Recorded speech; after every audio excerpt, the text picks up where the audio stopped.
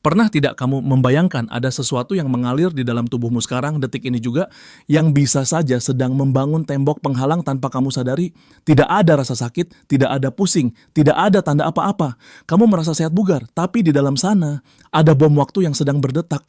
Wah, pembukaannya langsung horor ya. Tapi, saya tahu persis arah pembicaraan ini. Kita bicara soal si pembunuh senyap, bukan? Tepat sekali.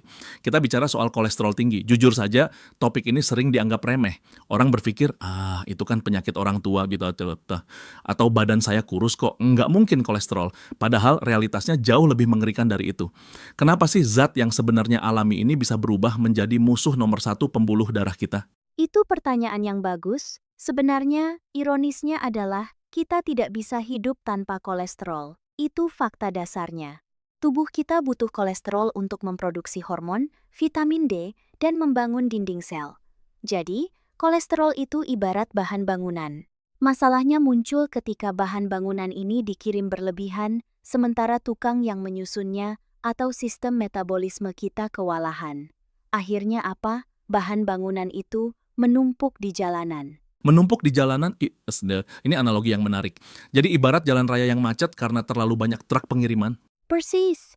Bayangkan pembuluh darahmu adalah jalan tol yang mulus.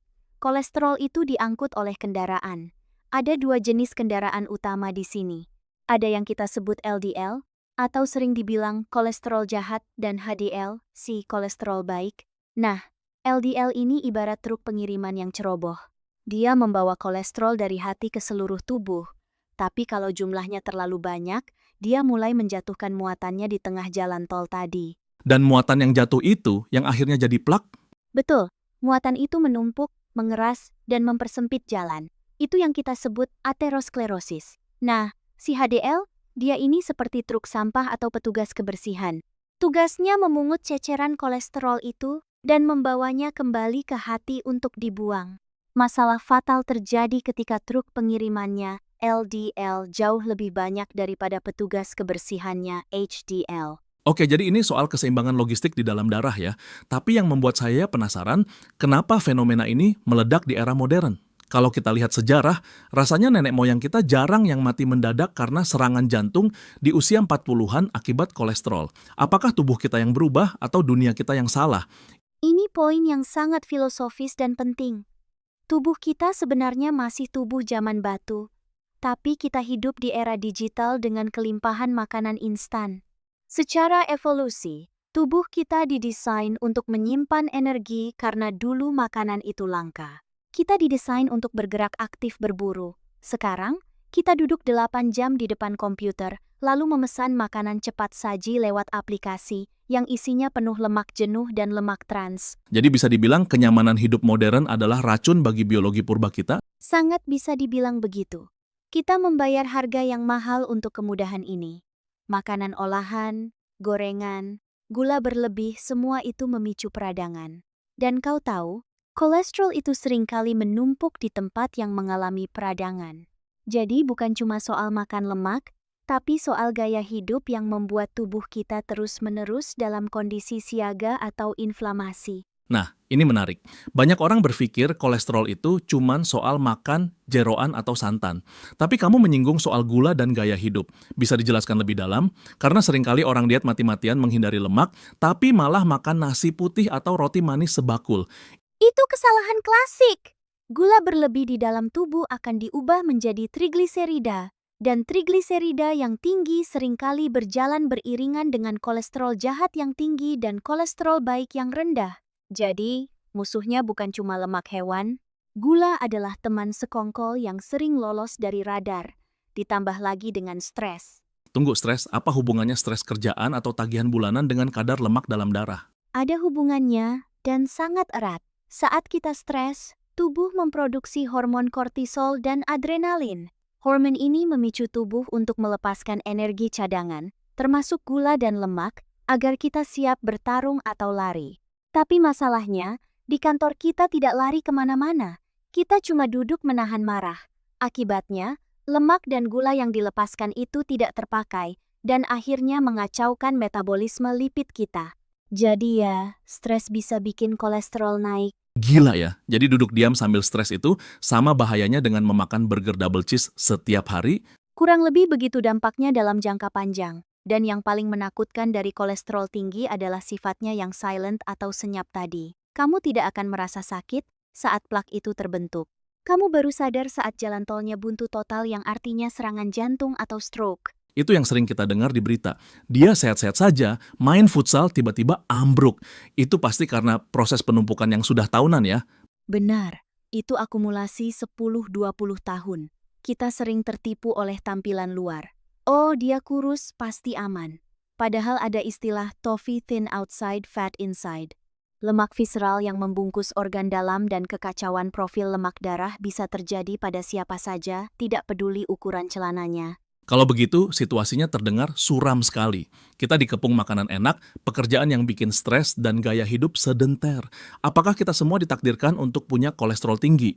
Apa yang bisa kita lakukan selain minum obat seumur hidup? Tentu tidak suram kalau kita sadar lebih awal. Kuncinya adalah investasi.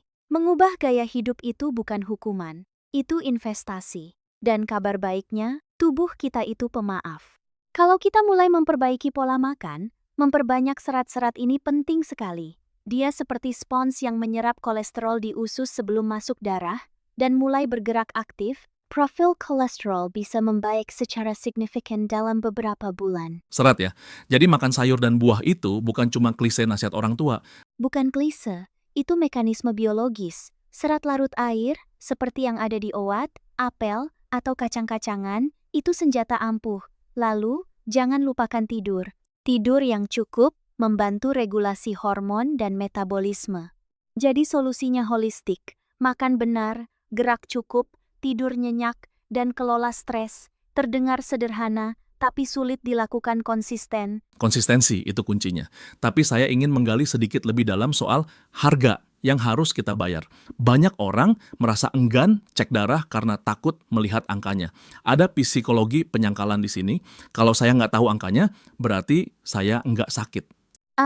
Sindrom burung unta, membenamkan kepala ke dalam pasir, itu berbahaya sekali. Angka di kertas hasil lab itu bukan vonis mati, itu adalah peta navigasi. Kalau kamu tahu kolesterolmu 250, kamu tahu kamu sedang nyasar dan harus putar balik. Kalau kamu tidak tahu, kamu akan terus ngebut ke arah jurang. Keberanian untuk menghadapi data kesehatan diri sendiri adalah langkah pertama penyembuhan. Peta navigasi, saya suka istilah itu. Jadi medical check-up itu bukan untuk mencari penyakit, tapi untuk memvalidasi rute perjalanan hidup kita ya. Betul sekali. Dan kita harus ingat, kolesterol tinggi bukan cuma soal angka. Ini soal kualitas hidup masa depan. Apakah kamu ingin menghabiskan masa tua dengan bebas bepergian atau terbaring karena stroke? Pilihan itu dibuat saat kita memilih menu makan siang hari ini atau saat kita memilih naik tangga daripada lift. Itu menohok sekali. Pilihan kecil hari ini menentukan kebebasan kita 10 tahun lagi. Bicara soal masa depan, apakah menurutmu teknologi atau obat-obatan akan sampai pada titik di mana kita bisa makan apa saja tanpa khawatir kolesterol, atau itu cuma angan-angan? Ilmu pengetahuan terus berkembang. Ada obat-obatan canggih seperti statin atau inhibitor PCSK9 yang sangat efektif.